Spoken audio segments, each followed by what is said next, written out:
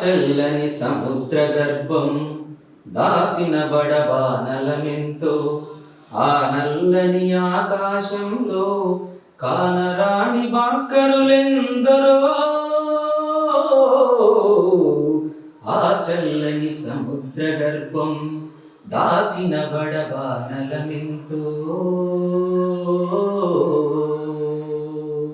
భూగోళం పుట్టుక కోసం రాలెను సురగోళాలెన్నో, ఈ మానవ రూపం కోసం జరిగెను పరిణామాలెన్నో.